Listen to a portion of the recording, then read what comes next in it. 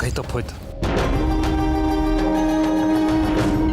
ಈ ಮನೇಲಿ ನಾನು ಯಾವ ಕೆಲಸ ಕೈ ಹಾಕಿದ್ರು ಬರೀ ಅವಮಾನ ಅನುಭವಿಸೋದೇ ಆಗೋಯ್ತು. ಅಪ್ಪ ಇಲ್ಲದೆ ಇರಬೇಕಾದ್ರೂ ನನ್ನ ಕೈಯಿಂದ ಏನು ಮಾಡೋಕ್ಕಾಗ್ತಾ ಇಲ್ಲ. ಮತ್ತೆ ಅವು ಗನಂದಾರಿ ವಿಷಯ ಹೇಳಕ್ ಬಂದಿದ್ಯಾ? ನಿಮ್ಮ ಏಕಾಂತಕ್ಕೆ ಬೊಂಗ ತಂದುಬಿಟ್ಟೆ ಅನಿಸ್ತದೆ. ಕ್ಷಮಿಸ್ಬಿಡಿ ಜಗದೀಶಪ್ಪ ಅವರೇ. ಶ್ರೀಕಾಂತಪ್ಪ ಅವರು ಆ ಮಲ್ಲಿಗೋಸ್ಕರ ಇಷ್ಟೆಲ್ಲ ಸಹಾಯ ಮಾಡ್ತಾರೆ ಅಂತ ನಾನು ಅನ್ಕೊಂಡಿರ್ಲಿಲ್ಲ, ಕನ್ಸಲ್ಲೂ ಅನ್ಕೊಂಡಿರ್ಲಿಲ್ಲ ಕಣ್ಬಿಡಿ. ಆ ಈಸಿಯ ನೆನೆಸ್ಕೊಳ್ಳೋಕ್ಕೇನೆ ಸಾನೇ ಅಸಹ್ಯ ಆಯ್ತದೆ. ಇನ್ನೇನು ಕತೆ ಹೇಳಕ್ ಬಂದಿದ್ಯಾ? ಜಗದೀಶಪ್ಪ ಅವರೇ, ಟೇಮು ಮೀರೋಯ್ತಾ ಇದೆ. ಶ್ರೀಕಾಂತಪ್ಪ ಅವ್ರ ಮನಸ್ಸು ಯಾಕೋ ಆ ಹುಡುಗಿ ಕಡೆಗೆ ವಾಲ್ತಾ ಇದೆ ಅಂತೀನಿ. ಆ ಎಕ್ಕುಟ್ಟೋದೊಳಗೋಸ್ಕರ ಆಟನ್ ಜನದ ಮುಂದೆ ನಾನೇ ಕಳ್ತನ ಮಾಡಿದ್ದು ಅಂತ ಮೈ ಮೇಕ್ ಹಾಕೊಂಡ್ಬಿಟ್ರು. ಅದೇನು ಮಂಕಬೋದು ಎರ್ಚೋಳು ಆ ಪುಣ್ಯಾತ್ಗೀತಿ ಗೊತ್ತಿಲ್ಲ ಕಣಪ್ಪ. ಅದಕ್ಕೆ ನಾ ಹೇಳಿದ್ದು ಟೈಮ್ ಮೀರೋಯ್ತಾ ಇದೆ ಅಂತ. ಜಗದೀಶಪ್ಪ ಅವರೇ, ಒಂದ್ ತಿಳ್ಕೊಳ್ಳಿ, ಅವರಿಬ್ರು ಒಂದಾಗಿ ವಂಶೋದ್ಧಾರಕನ ಕೊಡಕ್ ಮುಂಚೆ ನೀವೇನಾರ ಉಪಾಯ ಮಾಡ್ಬೇಕು. ಮಾತು ಕೇಳಿ ಕೇಳಿ ನನ್ ಕಿವಿ ತೂತ್ ಬಿದ್ದೋಗಿದೆ. ಏನಾದ್ರೂ ಉಪಾಯ ಮಾಡ್ಬೇಕು, ಏನಾದ್ರೂ ಉಪಾಯ ಮಾಡ್ಬೇಕು. ಅದೇನ್ ಮಾಡ್ಬೇಕು ಅಂತ ಬರೋ. ಅದು ಸರಿ, ನೀನ್ ಯಾರ್ದೋ ಬಗ್ಗೆ ಹೇಳ್ತಾ ಇದ್ದಲ್ಲ, ಎಲ್ಲೇ ಆ ಹುಡುಗಿ? ಈಗಿಂದ ಈಗಲೇ ಆ ಹುಡುಗಿ ನನಗೆ ಬೇಕು. ಅಯ್ಯೋ, ಇದೇನ್ ಜಗದೀಶಪ್ಪ ಅವ್ರೆ ನೀವು ಇಂಥ ಮಾತು ಹೇಳ್ತೀರಿ? ಅಲ್ಲ, ನಿಂತ ಕಾಲ್ನಾಗೆ ಆ ಹುಡುಗಿ ಬೇಕು ಅಂದ್ರೆ ಕೊಡಕ್ಕಾಯ್ತದ? ಹೊಸಿ ಸಮಯ ಕೊಡಿ. 3 ದಿನ ಟೈಮ್ ಕೊಡ್ತೀನಿ.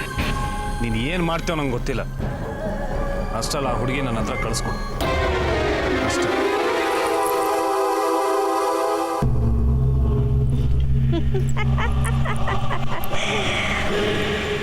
ಜಗದೀಶಪ್ಪ ಅವರೇ, 3 ದಿನ ಯಾಕೆ? 3 ಗಳಿಗೆಯಲ್ಲಿ ಎಲ್ಲ ವ್ಯವಸ್ಥೆನೂ ಮಾಡಿಬಿಡ್ತೀನಿ. ನೀವ್ಯಾಕೆ ತಲೆ ಕೆಡಿಸ್ಕೊತೀರಿ?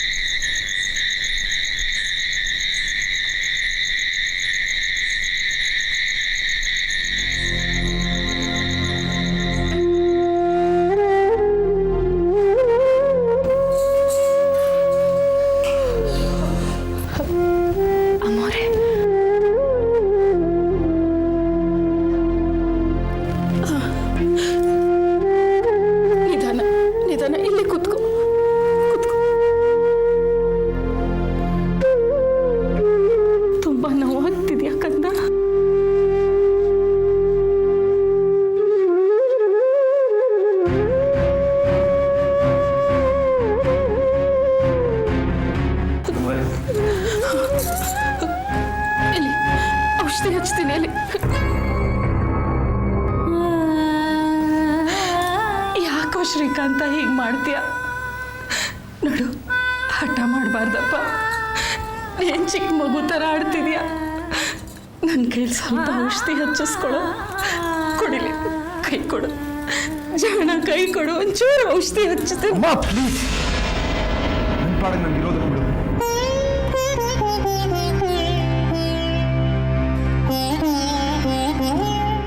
ಅಮ್ಮ, ನೀನಿಂದ ಹೋಗು.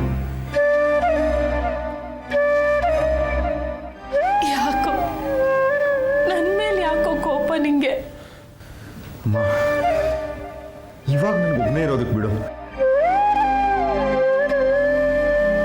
ನೀನಿಲ್ಲಿಂದ ಹೋಗು ಪ್ಲೀಸ್.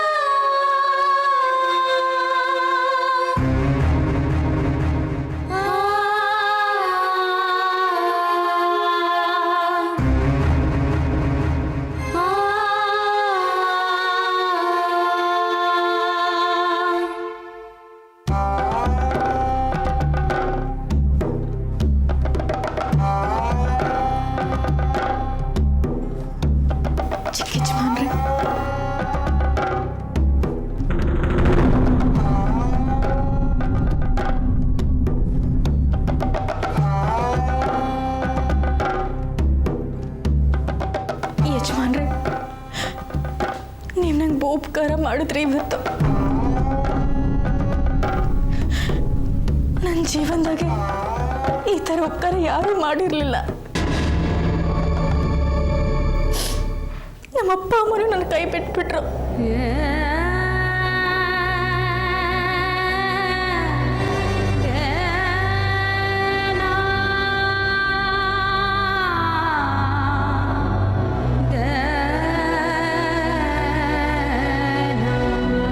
ಚಿಕ್ಕ ಯಜಮಾನ್ರಿ,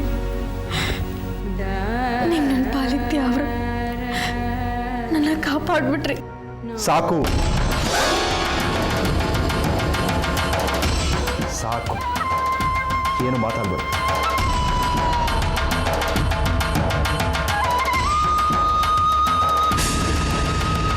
ಏನಿವಾಗ? ದಯವಿಟ್ಟು ನನಗೆ ಒಂಟಿಯಾಗಿರೋಕೆ ಬಿಡ್ತೀಯಾ?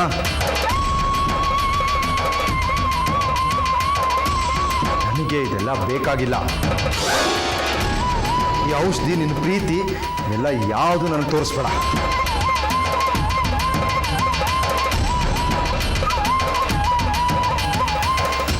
ಹೋಗು.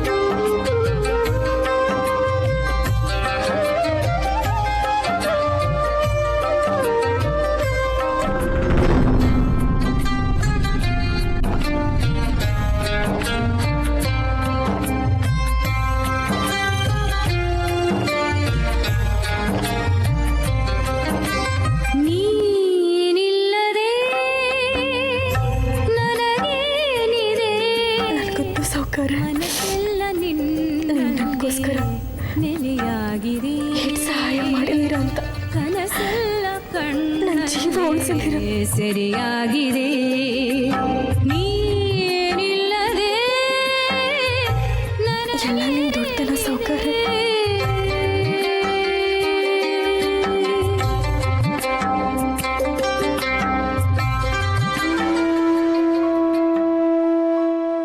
ನೀವು ಮಾಡಿದ ಉಪಕಾರದ ಋಣನ ಹೆಂಗ್ ತೀರಿಸ್ಬೇಕು ಅಂತಾನೆ ನನಗೆ ಗೊತ್ತಾಗ್ತಿಲ್ಲ.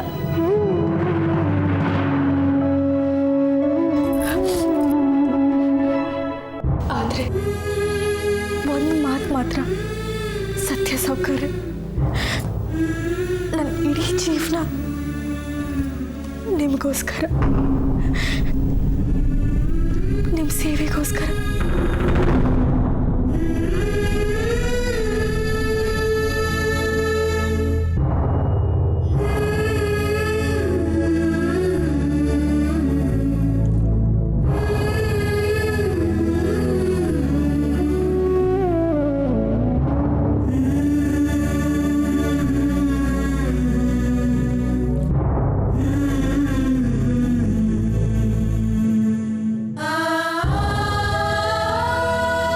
ನಾನು ಬದುಕಿದ್ರು ನಿಮಗೋಸ್ಕರ, ಸತ್ರು ನಿಮಗೋಸ್ಕರನೇ.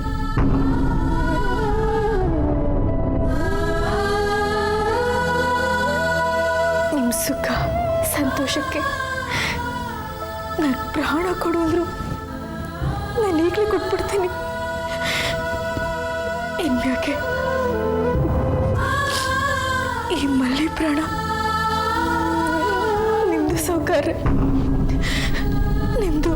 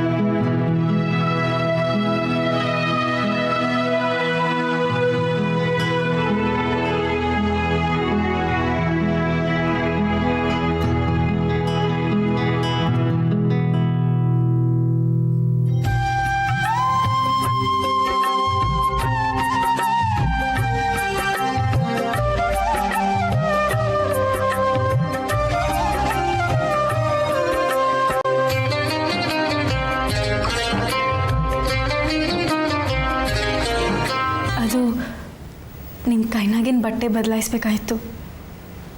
ಕೈ ಕೊಡಿ, ನಾನು ಬದಲಾಯಿಸ್ತೀನಿ.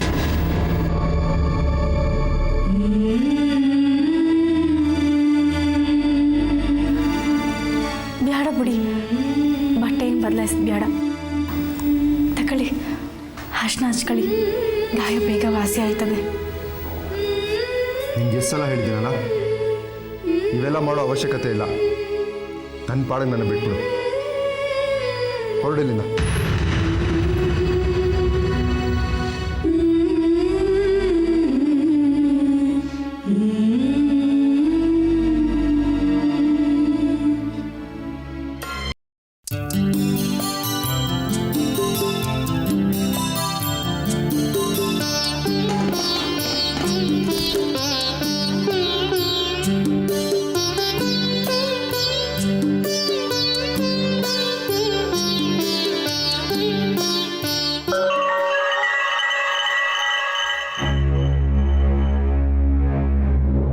ಏನಮ್ಮ? ಅಮ್ಮೋರೆ, ಚಿಕ್ಕ ಯಜಮಾನ್ರು ಇದನ್ನ ಹಚ್ಚಿಸ್ಕೊಳಕ್ಕೆ ಒಪ್ಕೊಳ್ಳಿಲ್ಲ.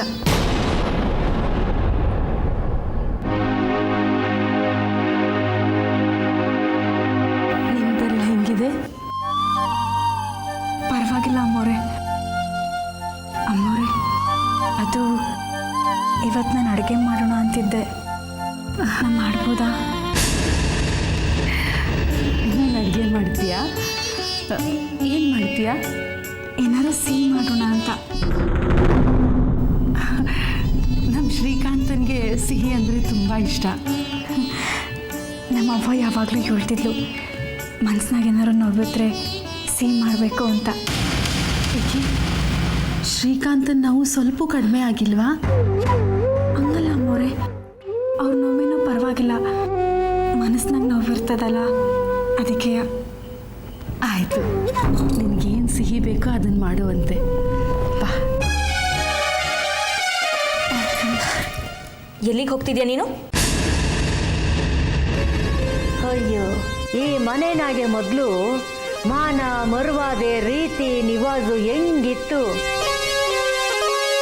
ಆದರೆ ಈಗ ಎಲ್ಲ ತಲೆ ಕೆಳಕಾಗೋಯ್ತು. ಚಂದ್ರಿ, ಇವಳಿಗೆ ಅಡುಗೆ ಮಾಡೋಕ್ಕೆ ಏನೇನು ಅಣಿ ಮಾಡಿಕೊಡ್ಬೇಕೋ ಎಲ್ಲ ಮಾಡಿಕೊಡು. ಅವಳಿವತ್ತು ಸಿಹಿ ಮಾಡ್ತಾಳೆ.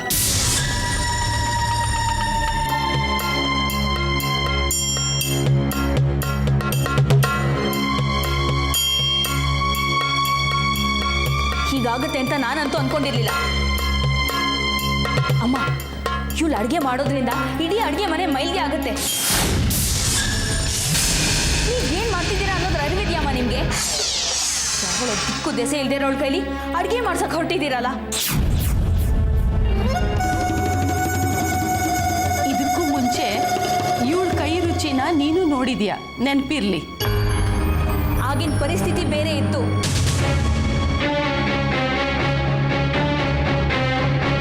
ಸಮಯ ಸಂದರ್ಭ ಬೇರೆ ಇತ್ತು, ಅನಿವಾರ್ಯತೆ ಇತ್ತು, ಎಲ್ಲಕ್ಕಿಂತ ಹೆಚ್ಚಾಗಿ ಮಾವನವ್ರ ಭಯ ಇತ್ತು. ಆದರೆ ಈಗ ಪರಿಸ್ಥಿತಿ ಹಾಗೆ ಇಲ್ವಲ್ಲ. ಅಷ್ಟಕ್ಕೂ ಅವತ್ತಿವಳು ಅಡುಗೆ ಬಡಿಸಿದಷ್ಟೇ ಬಿಟ್ರೆ ಅಡುಗೆ ಏನೂ ಮಾಡಿರಲಿಲ್ಲ. ಯಾರಿಗೇನೇ ಹೇಳಿ, ನಾನಂತೂ ಇದನ್ನು ಕೇಳಕ್ಕೆ ತಯಾರಿಲ್ಲ.